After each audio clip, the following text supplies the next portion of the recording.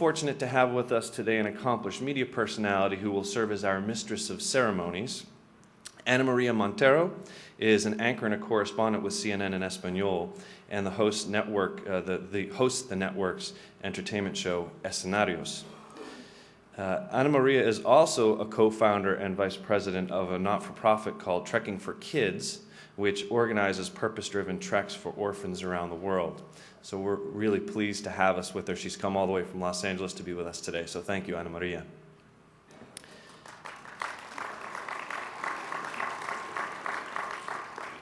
It is now my pleasure to introduce to you Dr. Jim O'Donnell, Georgetown's provost, who will offer a few welcoming remarks. Jim has been provost at Georgetown since 2002, and he may have one of the most unusual academic leadership backgrounds.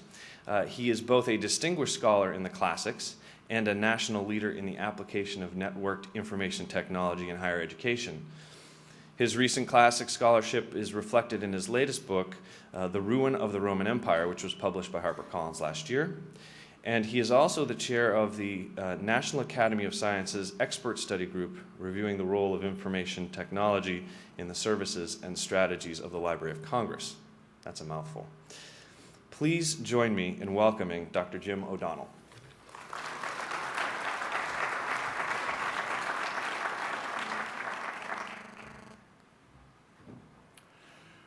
Thank you, Bill. Good morning, everyone, and welcome. It is a great pleasure to see and feel the energy of Georgetown brought into this place. We like to think that there is no place on the globe in which the sun ever sets on Georgetown, and we think indeed of New York City as one of our northern colonies. This is a great day, and will be, I think, exciting and interesting for many of you. Bill has given you some of the highlights. It remains for me just formally to express our gratitude to the Eli Lilly Company for its financial sponsorship and for the media sponsorship we have from The Economist magazine, and a partnership there that we think will be important for us now and in years to come. The world ain't what it used to be.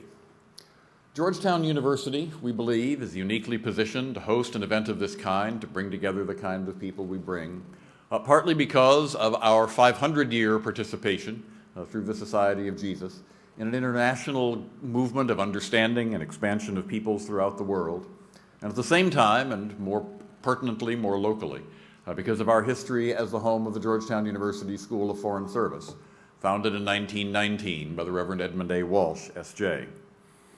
If you think about it, 1919 was a strikingly Wilsonian moment at which to be thinking about a school of foreign service in the United States, when isolationism could just as easily have been the policy of choice.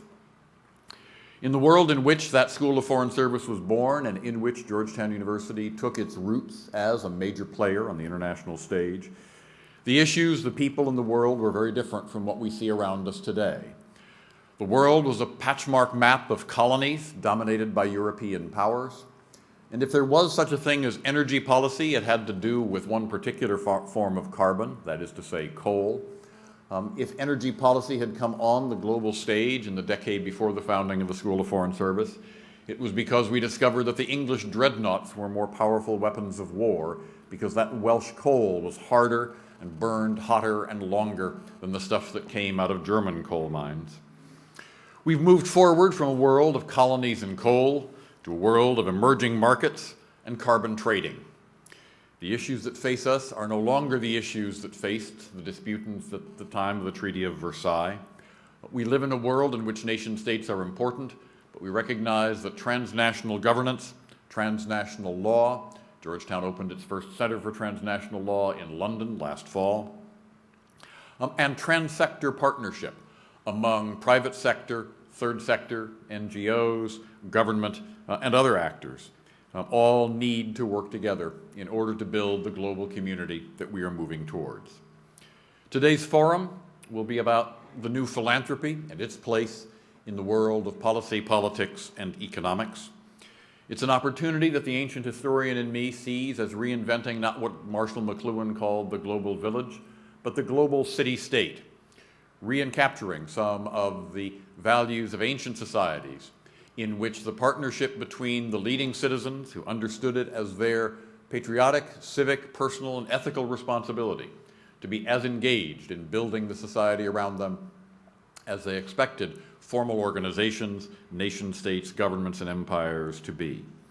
Rebuilding that kind of culture and that kind of partnership on a global level is clearly the task that stands in front of us. We see we live in an exciting time for reimagining what we can do. That's what this forum is about. As a university, of course, we have an obligation and an opportunity to think how we contribute to this dialogue. One way we do it is here.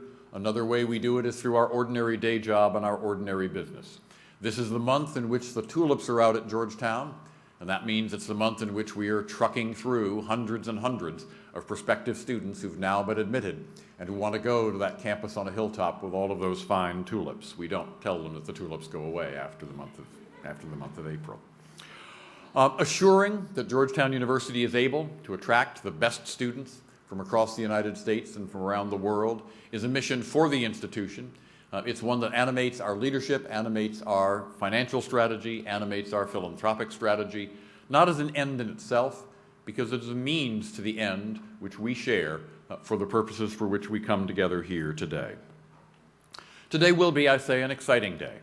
Many of the panelists and the speakers today bring exciting different perspectives. It's going to be a pleasure to see again Father John Foley, who's the founder and executive chair of the Cristo Rey Network that builds new, highly innovative and highly effective schools in the impacted urban areas of the United States.